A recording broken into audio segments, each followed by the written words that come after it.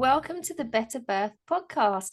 I am super duper excited today to be speaking to Bonnie, who has agreed to come on and talk to us about her maternal assisted caesarean birth story. Welcome, Bonnie. Thank you. Thank you for having me here. Oh, thanks for volunteering to come on and tell us your story. Because reason I'm so excited to hear your story is because maternal assisted caesareans are something that I think are absolutely fantastic. If anyone doesn't know what a maternal assisted caesarean is, then go back a few episodes and listen to Dr. Natalie Elphinstone's podcast recording on maternal assisted caesareans. And then you'll be able to find out what it is. But it's essentially what it says on the tin, right? It's the mother reaching down and bringing their baby out of their abdomen themselves rather than the surgeon, the obstetrician doing it.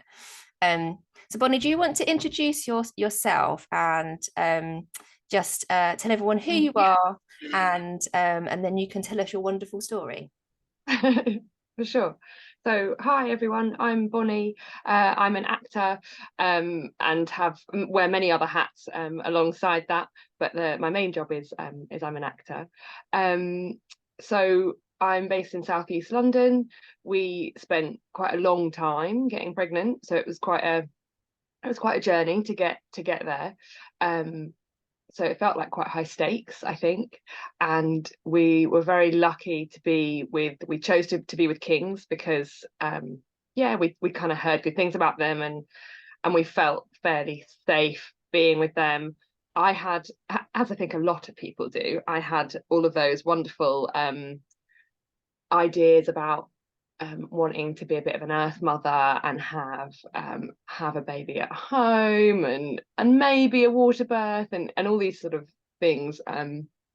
My mum had 2 home births with myself and my sister, so there was a kind of a family history there that I felt really really proud of and like I would like to be part of.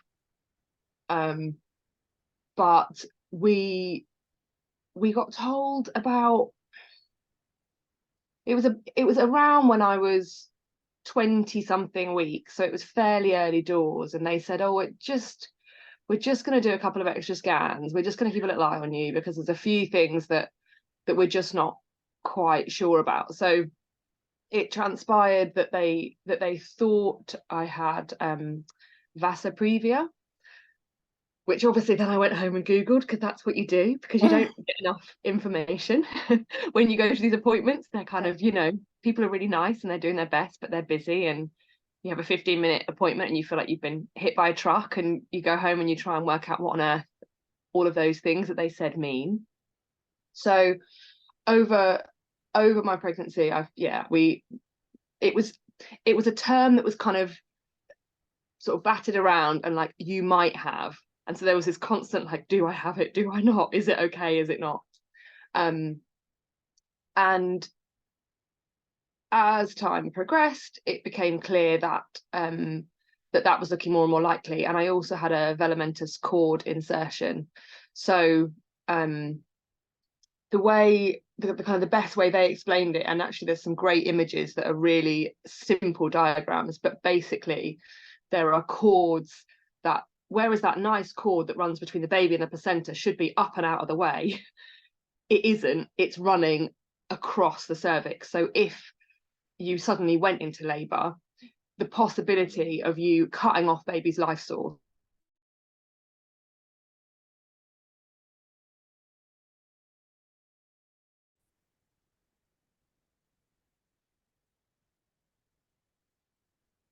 so what we understood that meant was that it was goodbye to to a lot of those lovely plans around home births, and that it was very much the likelihood was it was going to be a very medicalized procedure from that point on, and that we were going to be in hospital from 32 weeks. And I think, that was a lot to take in, and it felt like a lot to let go of, because I suddenly felt that I didn't have control over any of the process, really. And it wasn't really even as simple as just then going in at 32 weeks. There was a lot of waiting around and kind of ringing the hospital and being like, is it today? do I come today? Do I not? And because everyone was juggling COVID and everything else, there was a lot of we really want you to come in today, but we don't have a bed available for you, so we think you're safer to stay at home today, but please come in tomorrow. And juggling around. So it was it was pretty stressful. I also in my wisdom thought I was gonna pop off for a little baby moon before baby arrived, and it just happened to be the day before that we had a scan. And she said, she was hilarious, she was very funny, and she was like, I mean, you're not planning to leave the country, are you? Me and my partner looked at each other, and I was like, well, I Actually. was going to go to Barcelona tomorrow. And she was like, no, you're not even going to leave London from now. Oh no. So that was at 28 weeks that we got told that. And then just before that, I was told that I was on pelvic rest. And I'm a bit of a fitness freak. Like I do personal training sort of part-time, and I was riding my bike pregnant. I had this lovely big sign on my back saying, mind the bump or whatever. And it just, so there's a lot of things that were lost. Anyway, we got into hospital eventually at 32 plus 4, I think it was. And I'd been in once to meet them after a scan, and I had also done one of the Kings do a kind of an online course for like 3 sessions with a midwife, and I'd spoken to some of the midwives there, and also got quite triggered because they had in this course, this course was supposed to be for everyone, and then the whole course is set up around things like going into labour and what your choices are. And I sat there for 3 sessions going out of my mind, because I was like, 1, these aren't choices that I have. 2, it's physically dangerous for my baby if I do go into labour, so labour is not an option.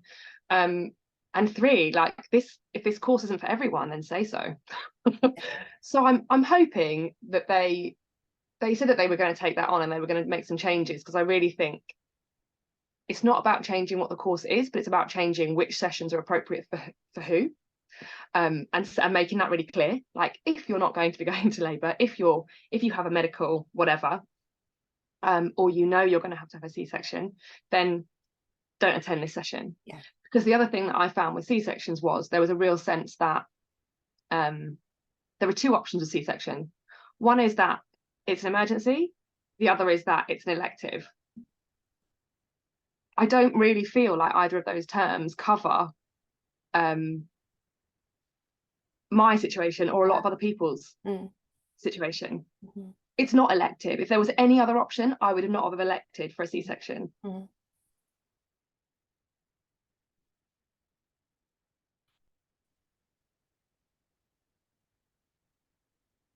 So I think that term elective has to work really hard, because, I didn't feel like it was a choice.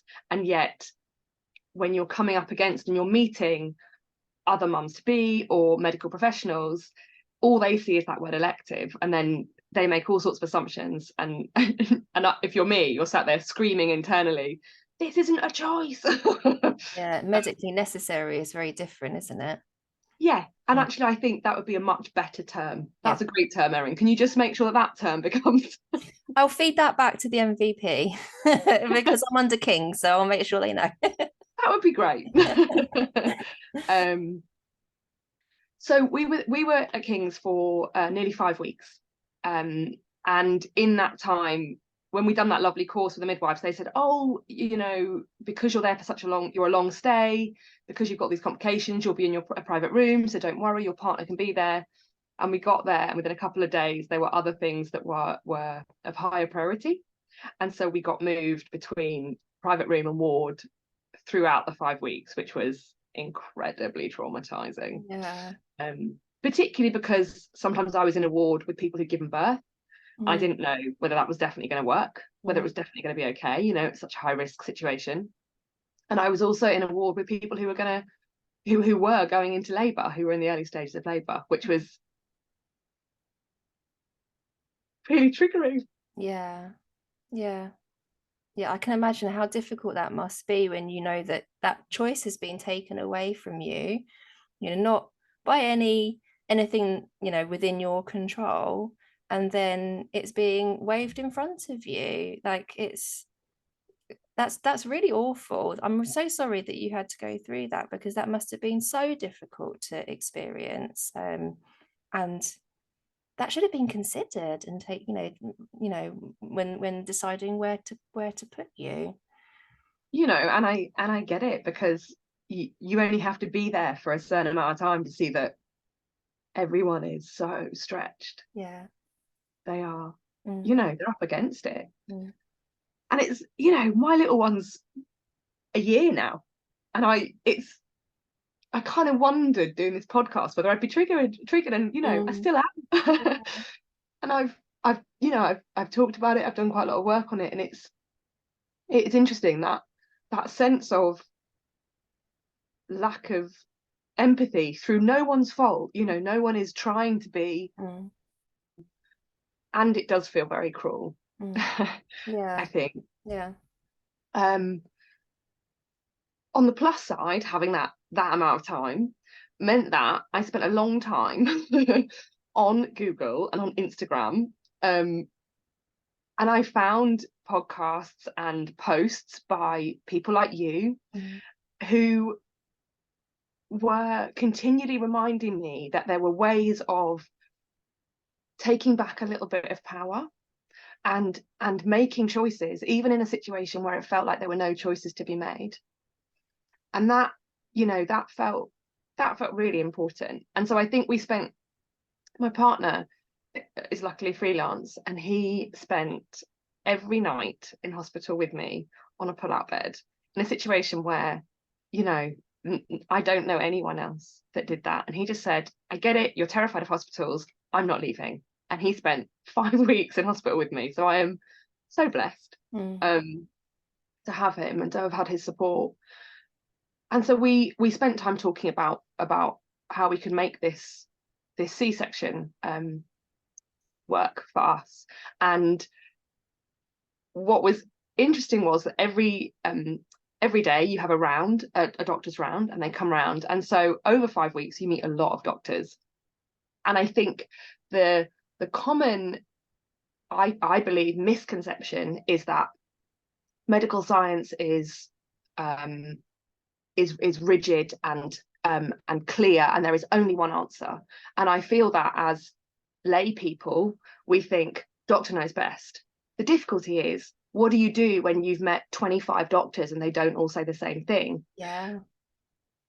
And actually, I found that really empowering, because having realized that they didn't all have the same opinion, I could then align myself with whichever opinion felt best and most empowering for me. So there were some doctors that said, no, you can't leave the ward. You need to stay on the ward for the whole 5 weeks, regardless of your mental health. And then there were other doctors who were hilarious and said things like, just don't tell me. I don't want to know. As long as you're with your partner, as long as you know the risks, as long as you're not going, more than 100 meters. And if you're really struggling with your mental health, make sure everyone knows where you are. Make sure you know what the drill is, what the deal is, and just don't go out for too long, and just don't tell me. Which is the right answer, by the way. Yeah. The first one is wrong.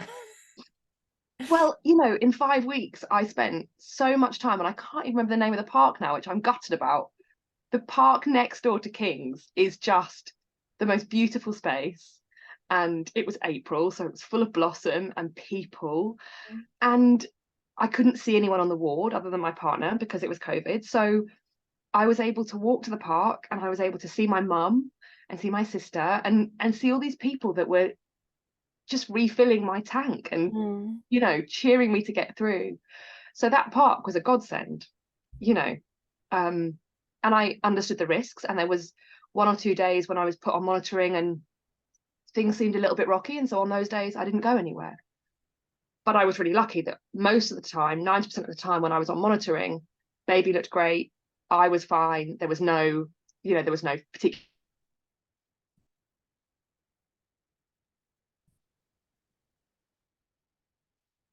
So I was just really lucky to be able to see those people that that were keeping me going, that were cheering me on through this incredibly long marathon of hospital time for someone who, you know, it was just the worst possible place I could be. I just, you know, I don't like hospitals. A lot of people don't. I figure that.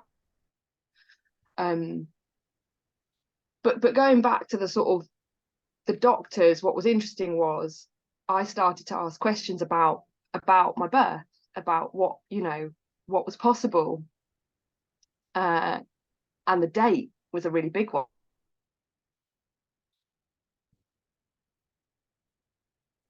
And the MFM, who I had spoken to, had originally said I would be able to give birth between 35 and 37 weeks, providing there were no complications. When I was admitted, I was told I'd be delivering at 34 weeks. Oh, wow. And it was a huge shock. There was no way that was what I wanted. I'd done a lot of research by that point, and you know, obviously you have to weigh up the risk of going into spontaneous labour or early labour versus holding out a little bit longer so that baby has a little bit more time to grow and develop. Mm-hmm. But given my situation and my circumstances and the monitoring that I'd had, I felt that it was worth holding out a little bit longer.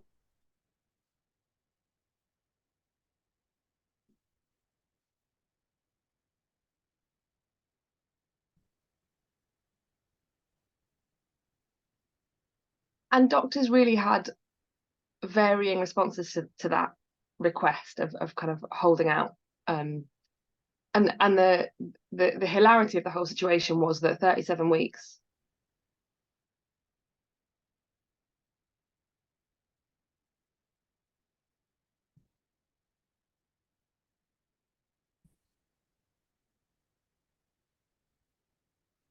and obviously one of the things that was difficult was that it really varied depending on which doctor I spoke to as to what was possible, and what their recommendation was. So the general consensus seemed to be that around 35 weeks was what their policy was. And then there was 36 weeks, most doctors seemed to kind of be a bit kind of wobbly about, but we could just about get on board with. But when you started getting towards 37 weeks, they got twitchy at the idea of it. The difficulty was that 36 to 37 weeks, for me, fell over Easter. And that was obviously then a problem for King's in terms of elective C-section lists, because there aren't any over Easter, and the number of doctors that are in. And there was a little bit of, with one or two doctors, there was a little bit of scaremongering, in my experience, where they sort of suggested that if I didn't do it at 35 weeks, it was a little bit irresponsible. And my argument was, if it is that important that it is done prior to 37 weeks, there'll be a list available. Yeah. If it's not, there won't be. Mm-hmm. But taking out a week because of an arbitrary holiday is just not a conversation I'm going to have with you. Mm. So if 36 weeks is not an option, we'll be going at 37. And I was probably that one for a lot of people during my 5-week stay, because I wasn't trying to be difficult, but I wasn't willing to make choices based on hospital policy that was irrelevant, yeah, based on holidays that were irrelevant, and based on anything else that wasn't prioritizing my experience, my baby's well-being, and our lives. Actually. So we ended up going for 37 plus 2, which was very difficult for a lot of people, and which I felt really positive about. And I totally appreciate that is not the situation for everyone who has vasa previa. And I am not for a minute saying that every woman that has vasa previa should hold out as long as possible. Like, I'm really not coming from that place. But given my situation, my family history of overdue babies and sort of babies going full term and above, and how I felt, and all the monitoring we'd had, 37 plus 2 felt good for me. And that's the decision I made. There were definitely several conversations where they booked me in for an earlier date, and I had asked to be moved on to a later date, and they said that wasn't possible. And so I had to say, you are going to need to cancel my C-section, because I will not be going, and you will have to come and have a conversation with me. And they didn't want to cancel it because they wanted to leave it in place so that they could just gently nudge me through the system. And I was not willing for that to happen. So only when I cancelled the date that they booked in did I then have some communication about what was possible. And I was amazed at how different doctors responded. There was also a lot of chat about whether I had the steroids or not. There is, amazingly, one of the doctors told me about new research that year that I was able to look up and then quote back to other doctors who were in the same department, who were telling me it was absolutely fundamental and essential that I had these. And I was able to literally quote back to them research that the other doctor on the round had allowed me to have access to, which said that at 37 weeks, it's a conversation, not an essential. So we didn't have steroids. My amazing baby Rui did not need to go into NICU. There was no special attention or care needed.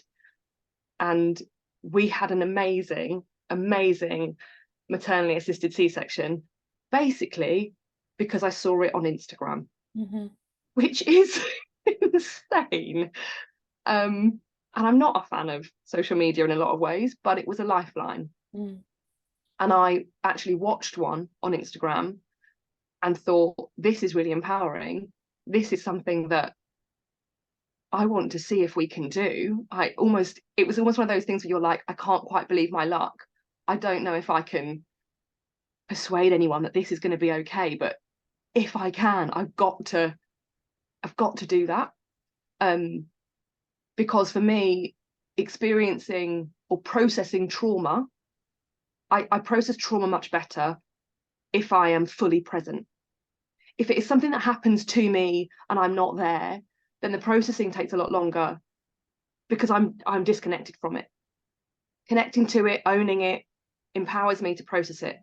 And so doing a maternally assisted C-section felt like that would be what that was. It took me a long time to find out what doctor I would be having a C-section with. That was another fun fight. I did manage to find out. I was terrified because he was very experienced, but he wasn't the doctor that I'd in my head thought I wanted. I'd found a female doctor and I thought she'd be a better fit, but she wasn't available. And then this doctor came and spoke to us, and he was brilliant, because whereas other doctors on the rounds had said to us, when I said, I would like a maternally assisted C-section, please, can this conversation start to be had? They'd said things like, what do you mean? Do you want music? And oh, well, I suppose you can, what is it? You want some skin to skin afterwards or something. And we're very dismissive. This particular doctor came and sat with us, came and sat on the bed, looked me straight in the eye and said, okay, what is it that you understand to be a maternally assisted C-section? What is that to you? What does it look like? And so myself and my partner had written a list. We were really clear about all the things that were included. We were also clear about the things that were essential, the things that were possible, and the things that we had questions about. And we went through all those points with him. And he took a little bit of time. And then he said, okay, if providing everything goes to plan, this will be the first time the team has done it. But if you're willing for that to be the case and you're aware of that, then I see no reason why we can't go ahead. And that was just the most exciting moment, because it was finally like, some of the midwives were so empowering, but it felt like you were getting empowering support from midwives and then like head-on collision with doctors. And to do that for 5 weeks is utterly exhausting. And it's not fair to say that that was always the case. There were some doctors that were brilliant and there were some midwives that were less than brilliant, but generally that was the dynamic.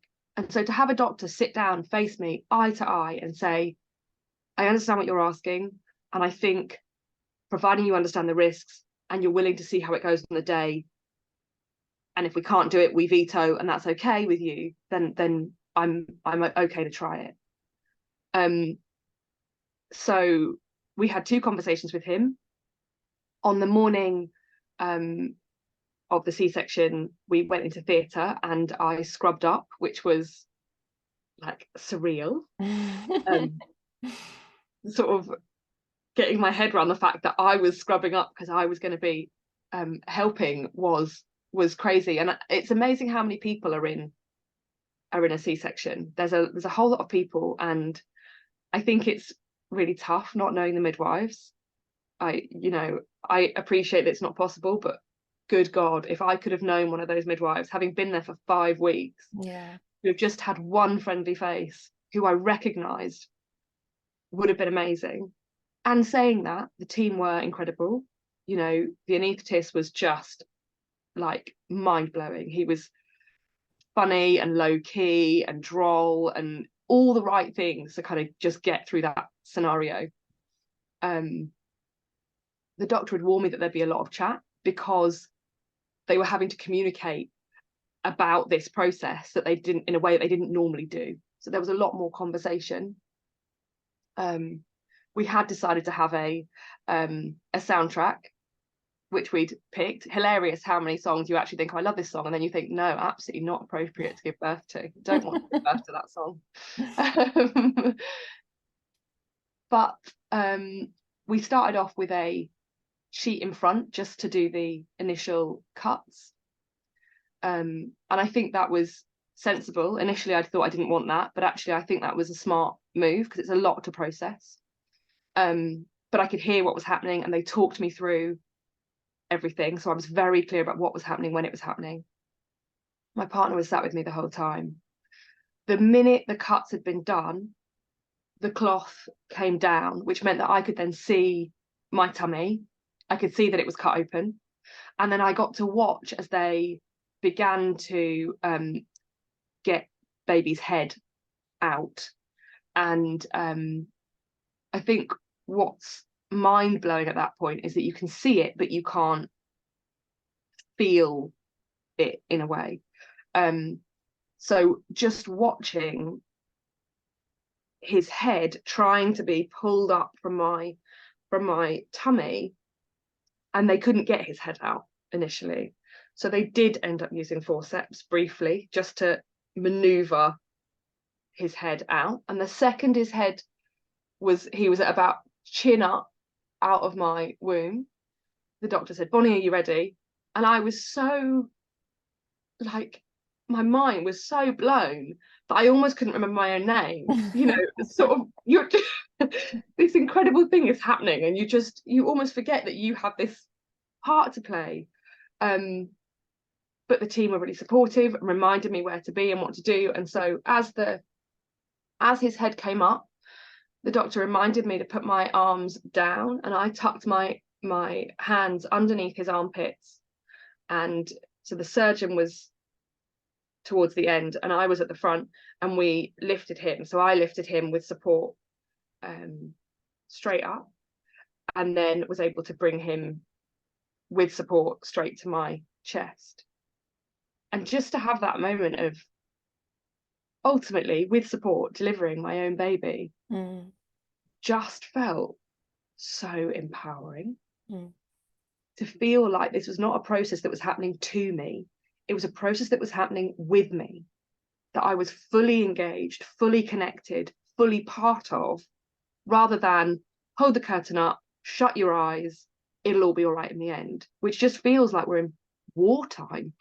It's like, you know, these things are not just happening to women. We are there, we are present, we are part of it. And it's also totally fine if that doesn't work for for anyone. I get that it's not everyone's preference, but for it to be a choice, and for it to be something that people are aware that they can have a choice, rather than feeling that a C-section means you've lost all your power, you have no decisions left, it is happening to you, I think is essential to know that there is a choice where you can partake in the birth and the delivery of your own baby. Is, I mean, there's nothing like it.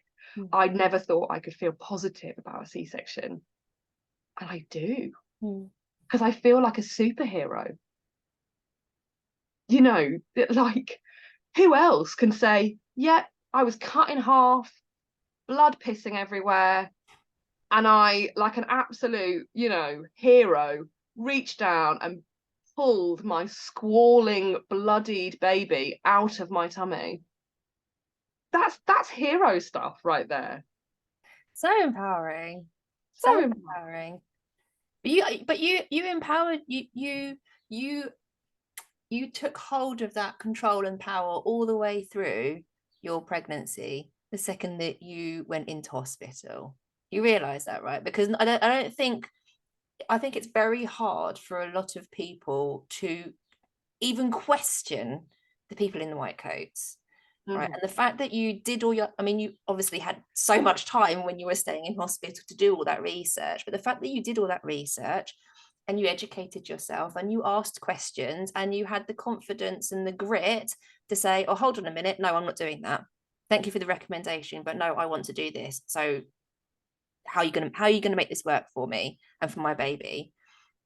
That's, I mean, that's badass stuff, really. I mean, it really, really is. I've got so much respect for you, for everything that you did and the way you've handled your pregnancy all the way up to after your baby was born. Like I was saying, you know, in a break when we were recording, I mean, you have paved the way for countless women giving birth at King's now. The fact that you stood up and you went, this is what I want, find me someone that's going to do it, and you got what you deserved, quite frankly, and that your baby deserved. Like now there is precedent, you know, somebody else can ask for that and they can't get told, no, we can't do that, because it's been done before. You know, and not just for Kings, you know, like every person that's asked for a maternal assisted cesarean in the UK, and I reckon I could probably count on one hand how many people have done that in the UK. I've heard of very few maternal assisted cesareans. You are pioneers in the UK. You are asking for things that you're paving the way for other people to be able to have that choice, you know. So what a fantastic thing to do for you and your baby, but also what a fantastic thing to do for everybody else that comes after you, you know, and the fact that you're sharing it with me as well so that more people can hear about it, you know, I think is a really brave thing to do. So thank you so much for sharing your story. I think it's a really, really important one.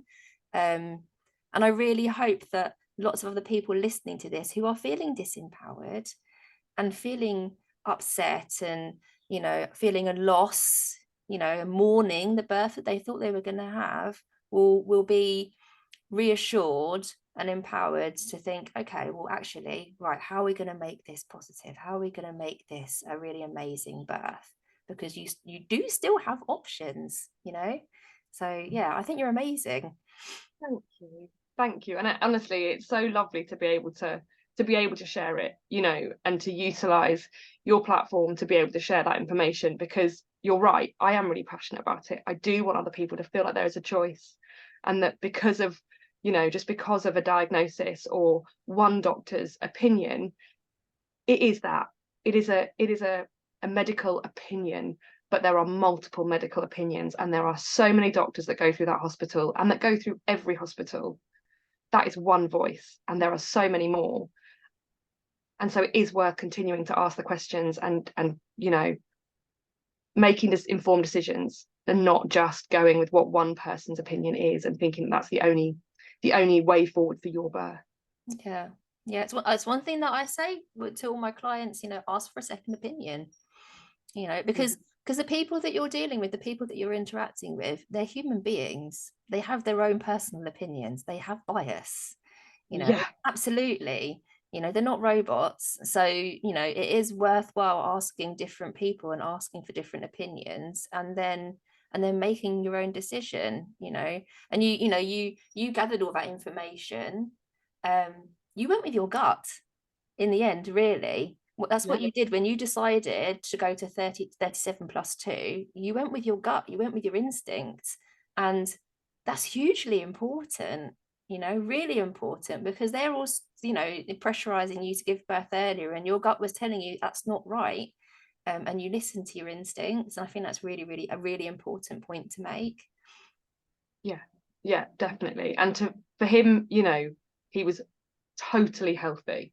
We were home within 2 days after a C-section, because I was going to stagger out there come hell or high water, but he was fine. And that was about the monitoring and the confidence that I'd had, but it was a gut instinct. He is going to be okay. He is okay in me right now, and so he's going to stay there as long as possible, regardless of any Easter holidays or anything else that's coming up. Mm. And Oh, for us, it was the right decision. So. Yeah, absolutely was. Your gut was right. Your instincts were right. Yeah. Thank you so much for sharing your story. I can't wait to publish this. I'm like, I want to send it out now. But I'm sure there'll be so many people listening to this, and they will be really reassured and fired up, probably, to be marching into their appointments going, right, this is what I want for my C-section, and I know it's been done because it's been done at King's. So thank you so much, Bonnie, for sharing your story with everybody. You're very welcome. Thank you for having me.